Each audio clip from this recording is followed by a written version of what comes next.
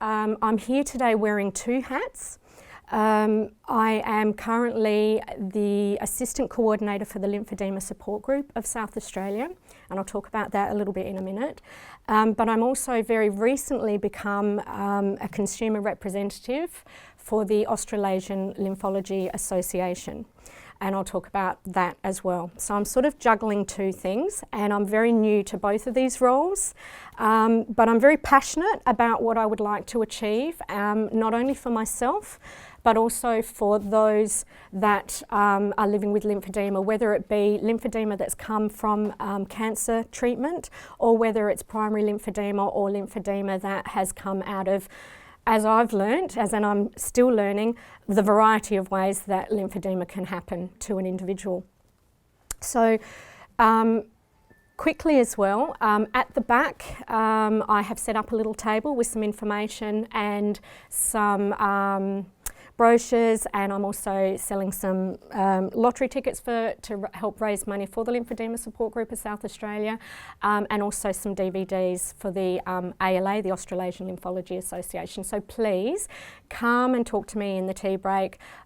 As people who have met me know, I'm more than happy to have a talk, and I'm more than happy to talk about lymphedema with anyone because it enriches my knowledge, and also I think with sharing stories and sharing just day-to-day living with lymphedema with other people is obviously helping to raise awareness, and will then have a knock-on effect of helping to raise better processes around diagnosis of lymphedema and ongoing treatment regimes for people with lymphedema, which is something that I've lived through, I'm living through, and feel very passionately about.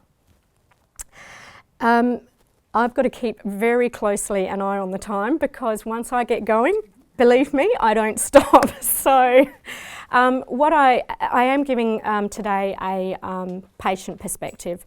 So what I'll talk about is a little bit about my story. Now, a lot of you here see patients obviously coming through with various cancers, and also some of you here, and I'm not sure exactly what the breakdown is, are actually living with it, have been through it, or are at risk of lymphedema.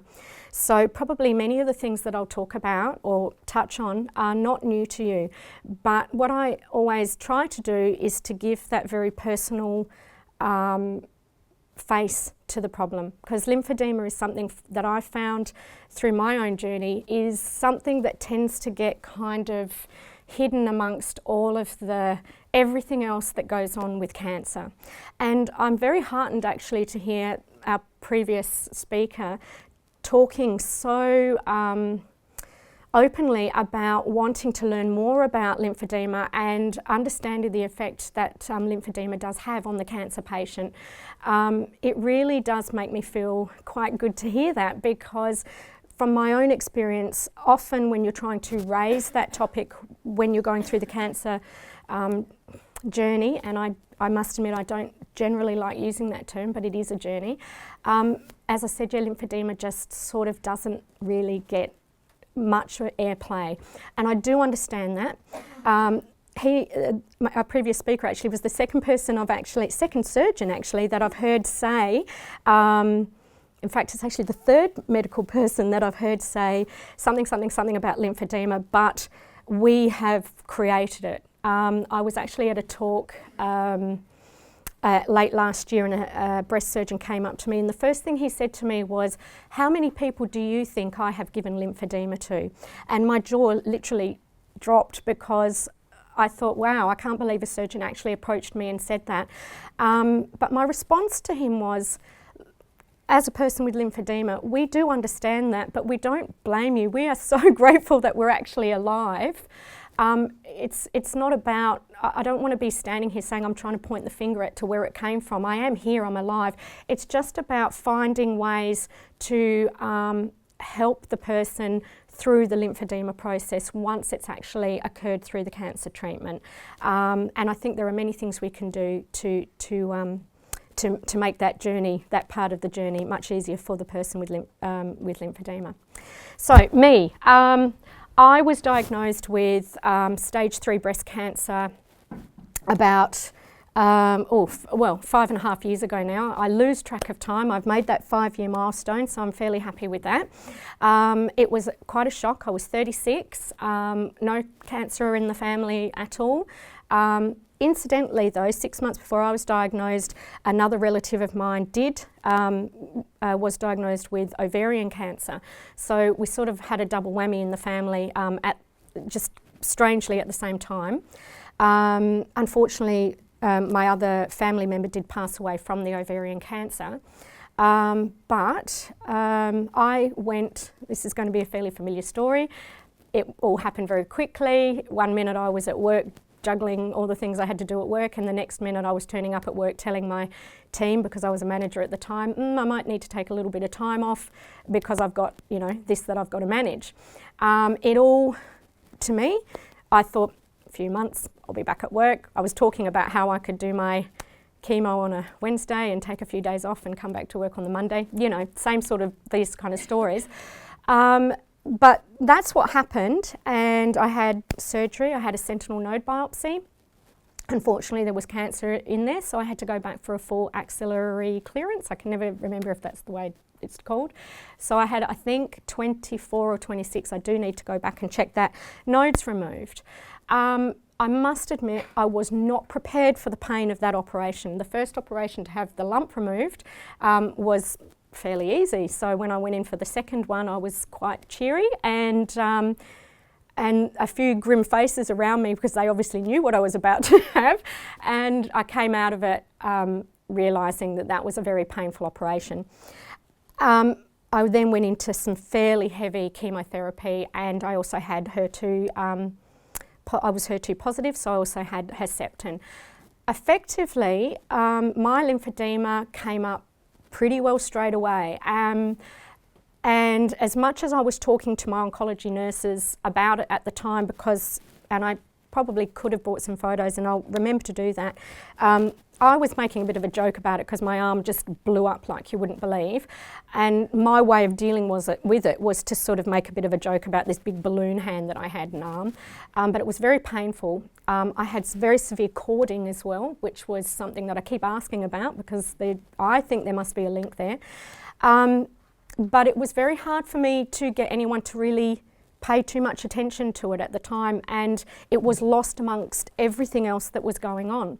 So I was very fortunate though that I went back to my surgeon, you know, at, I don't know, my monthly checkup or whatever, and he was quite, you know, quick to say, I don't think that's really meant to look like that at this stage, so let's go and get that checked. So I was very doubly fortunate that I could go and see Neil, and Neil was able to diagnose me very quickly with, I remember it was severe early stage lymphedema. And that then put me onto that path of having bandaging and treatment. And I started that when I was finishing my chemotherapy and going into radiotherapy. And I tell this little story because at the time, it's funny how your perception of cancer and everything is very different when you're in it, but you just, for me, I was just accepting everything and thinking, okay, I just have to deal with this. But I went into radiotherapy one day and I had my arm bandaged in this, you know, I was calling it my mummy bandage, and I couldn't move my arm and all the rest of it. My mum was driving me to and from all my appointments, and I'm sitting there, no hair, you know, just sort of doing my thing. And it was summer and I was just so hot because lymphedema makes you hot and all the rest of it, and I was sweating and all the rest of it. And these two people who were sitting in the radiotherapy waiting room, also waiting to have their radiotherapy, came up to me and they put their arm around me and they went, "Oh, you poor thing, we feel so sorry for you." And you know, they were comforting me and they were so lovely. It was really sweet. But I went and had my radiotherapy and I did my thing and I went home, and I was saying to my mum afterwards, do you know, you really do think that you've kind of hit the bottom when you get diagnosed with cancer, and then you go through it all and you're feeling pretty grim and all the rest of it, and you're trying to stay positive and everyone's telling you loads of things. But then when you're sitting there having radiotherapy and other cancer patients are coming up and they are absolutely sympathising with you because I must have looked a wreck, that's when you really know you've hit the bottom of the barrel. and I just thought, oh my gosh, you know, this is where seriously you can only go up from here. Anyway, I know I need to keep to my time, and I probably have just about talked for my 10 minutes. Am I? You've got more time. Have I got more time? Oh my gosh, okay. Okay, okay, well then I can go on, because I was going to sort of end there. Okay, what I want to say is, okay, now I will go into my next bit. So when I was diagnosed, I was very, very fortunate to get diagnosed early. That is not common, and that's one of the things I really want to get across to as many people as possible. What I have learnt is early diagnosis of lymphedema is absolutely vital. I have been able to manage my lymphedema to a point where, when I was in Whyalla with many of the group that are here today only a few weeks ago, I was doing a bit of a chat on the Friday night and introducing myself and saying, I'm here from the Lymphoedema Support Group, please come and talk to me. And the next day I was doing a bit more of a chat, and afterwards a couple of the people came up to me and said, oh, we didn't realise you had lymphedema. Like we just didn't twig. And because I hadn't said, oh, by the way, I have lymphedema, I just said, this is who I am and I'm here for this, so please come and talk to me. And it was actually a really interesting comment to me, because one of the things about lymphedema that is very, very frightening for cancer patients, and I can only talk about breast cancer patients from my own personal perspective, is this whole concept that you're going to end up with this huge arm, and it's, you know, I wasn't worried about losing my hair, quite frankly, it'll come back. But lymphedema is for life, and if you do the thing and go on the net and have a look at pictures of people with lymphedema, you see some really horrible things.